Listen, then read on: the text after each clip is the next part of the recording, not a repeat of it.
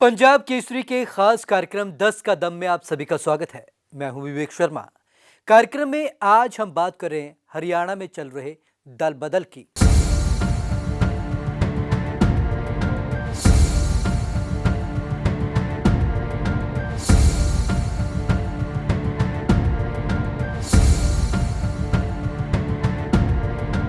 चुनावी माहौल के बीच एक बार फिर हरियाणा में दल बदल का दौर शुरू हो गया है। दल बदल की शुरुआत बीजेपी ने 2 बार के पूर्व सांसद अरविंद शर्मा को अपनी पार्टी में शामिल कर की। बीजेपी का कहना है कि कई पार्टी के बड़े नेता उनके संपर्क में हैं।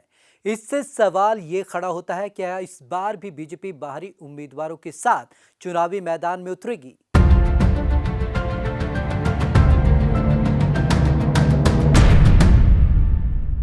चुनावी माहौल के बीच एक बार फिर हरियाणा में दल बदल का दौर इस बार भी शुरू हो गया है। पिछले लोकसभा चुनावों में बीजेपी ने मोदी लहर होने के बाद भी कांग्रेसी नेताओं को बीजेपी में शामिल कर उन पर दांव खेला था।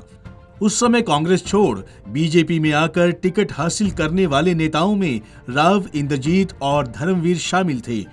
वहीं कांग्रेस छोड़कर आए तीसरे नेता चौधरी बीरेंद्र सिंह को राज्यसभा भेजा गया था।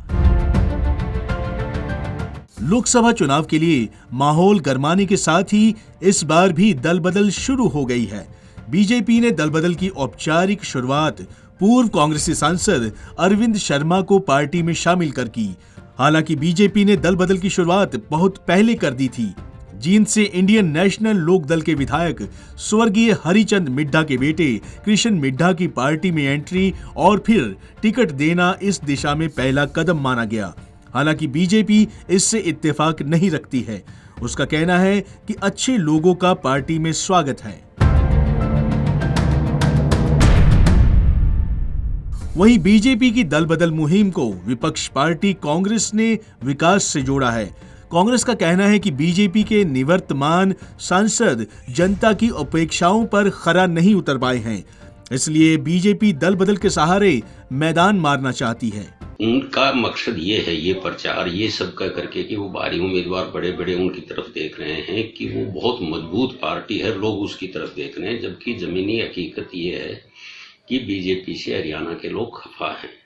वो हरियाणा सरकार से भी खफा हैं और केंद्रीय सरकार से भी खफा है। ऐसा नहीं है कि जो बहुत जिसको ये समझा जाए कि उसको चुनाव जीता बैठा है।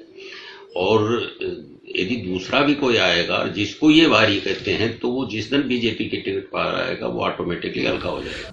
वहीं मुख्य विपक्षी दल इनेलो का कहना है कि दल बदल कर बीजेपी पिछली बार लोगों से किए गए वादों से अपना पिंड छुड़ाना चाहती है, लेकिन जनता उनके बहकावे में नहीं आएगी। दल बदलुओं के सहारे चुनाव नहीं जीते जाते।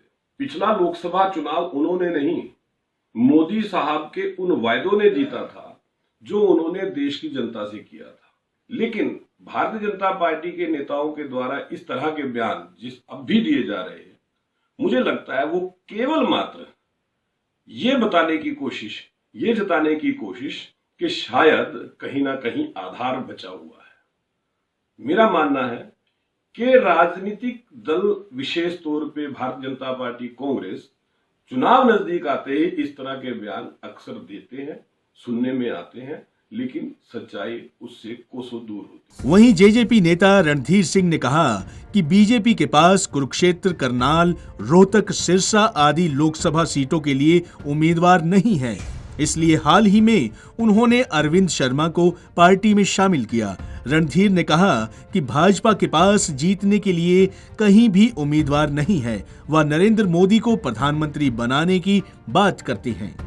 बीजेपी के नेताओं का ये कहना है कि बहुत सी पार्टी के नेता उनके संपर्क में है।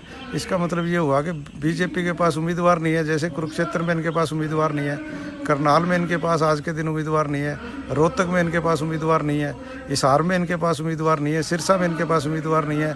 पिछले दिनों उन्होंने अरविंद शर्मा को पार्टी शामिल कराया है सिर्फ क्योंकि उम्मीदवार नहीं है। और पिछले चुनाव में इन्होंने चौधरी बीरेंद्र सिंह, राव इंद्रजीत सिंह और धर्मवीर जैसे कांग्रेसी नेताओं को एमपी की टिकट दे करके एमपी बनाए। हरियाणा में लोकसभा की 10 सीटों के लिए 12 मई को चुनाव होना है। ऐसे दल बदल का ये खेल आगे और कितना परवान चढ़ेगा, देखने वाली बात होगी। पंजाब केसरी टीवी चंडीगढ़ के लिए बलवंत तक्षक। चुनावी मौसम में दल बदल होना आम बात है, लेकिन भारतीय जनता पार्टी को जिस तरीके से पिछली बार से दल बदल का फायदा हुआ, देखना होगा क्या बीजेपी को इस बार भी दल बदल का उतना फायदा होगा। विवेक शर्मा को दीजिए इजाजत। नमस्कार।